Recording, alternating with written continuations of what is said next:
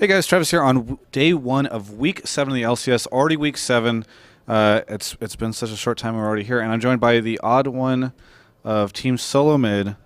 Odd one, you guys did pretty well against Dig, but I see right now it seems like you guys are a little unenergetic.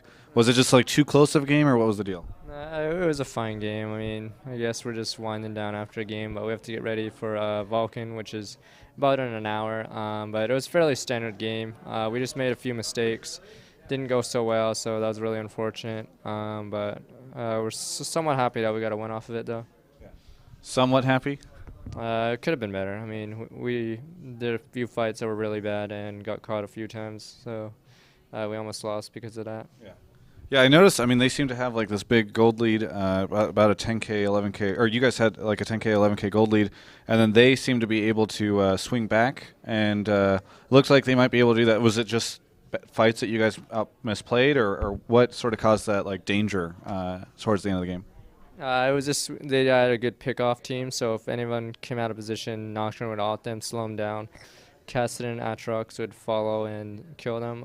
Aside from Jason, Twisted Vega, and killed mid, whenever we grouped up, we knew we would win because we just had a huge gold lead and our kiting ability was much, much better. And I'll just wither whoever came in and then tank the rest of their backlines.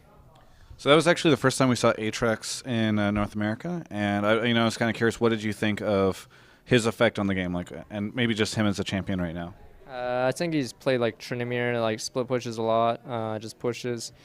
That game he didn't do much. I figured they'd pick Malphite or something, which is a really good engage against Jace, Twisted Fate, or very squishy. Jace has trouble with Malphite, but I was actually somewhat surprised they'd pick Atrox there because we were debating whether to pick Nasus, so we had last pick, and then as soon as I saw Atrox, Wither really destroys him, so I just picked Nasus, and it basically forced him to build Zephyr. Like, you couldn't go any other item for some unless you went Merc Treads because Wither would just destroy him. So, I know that you guys are going to play Vulcan in a second. I think, oh yeah, one game away from that. So, what are your thoughts? I mean, Vulcan's really good right now. Seem to be doing very well. Are you guys concerned about them, or do you think you sort of have their number? We'll see. They're second place right now for a reason. They've been doing really solid. I think we'll be able to take 2 more games off them. The series, I believe, is 1-1, so I think we should be able to take the last 2 games off them so we can snag second place from them. Yeah, I mean, right now you guys, I think beating Dignitas allowed you guys to secure third place, and depending on how the cursed CLG stuff goes, that plays out interesting. But do you guys think that you'll have the ability to get that second place and secure it easy before the end of the season? It's possible. We're only a couple games away, but we have 2 games against Vulcan to close out the gap. So if we keep winning and they lose another 1 or 2 games while we win both the games in the series, we should be able to take it. I think rank 1 it might be out of reach, but we said that last split, and then Curse started a huge losing spree and then actually lost it, and we're in second barely. So anything can happen. So we'll have to see the next few games. And you guys are pretty close to Cloud9, so theoretically you could just start sabotaging them, correct? Like start messing with their keyboards, their hardware, maybe poison them. Like, it's not that far out of reach, right? We could do that, but then they would never trust us again. We'd never scrim them again. We might get banned. A lot of horrible stuff would happen. So we'd probably just blame someone else, like we always do. So right now, I think around the TSM house, like whenever something goes wrong, like someone's chocolate bar goes stolen, they blame Chaos for some reason, even though he hasn't been around for a little bit. So I'm like, okay, we'll just blame him. It's really easy to get out that way. So that's probably what we'll do. So theoretically, what you're saying is theoretically, if Cloud9 suddenly just has a bunch of bad things happen to them, it's you guys doing it, but really you're going to make it look like chaos. Yeah, because we used to blame Rain Man, but I guess Chaos is next person in line, so we could blame them both, I guess. Hopefully Xpecial does not become that person.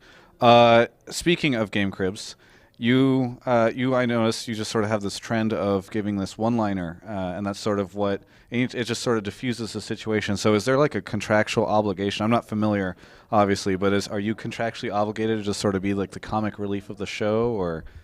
I don't know, there's like a camera appears, and then I say, what do you want me to say? And then he's like, say whatever, and I just say some stupid one-liner. It just eases attention. I'm like, yes, I'm free. I don't have to say anything else. So It's really easy to just give out one-liners that explain more than a sentence or a few sentences. So it's always good to have one-liners in your pocket.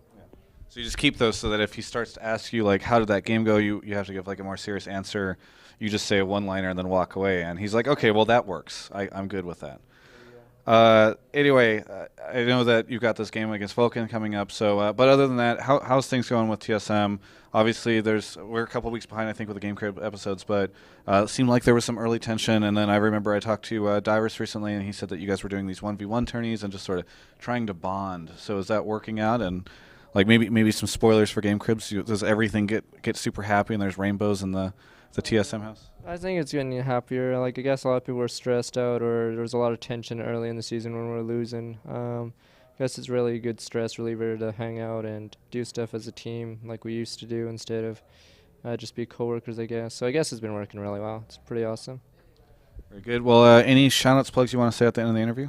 Shout out to all my fans and all my sponsors, Qualcomm Snapdragon, Astro, Aces, Corsair, Gunner, Kingston HyperX, and Origin PC, and apparently Catrific, who's right there waving at me. So that's about it. And my girlfriend, Lamelden. Yeah. Make sure you put that order very well next time because you want, yes. Anyway, for everyone, this is Travis on day 1, week 7 of the LCS Summer Split. You can check out the rest of our coverage at gamespot.com/LCS.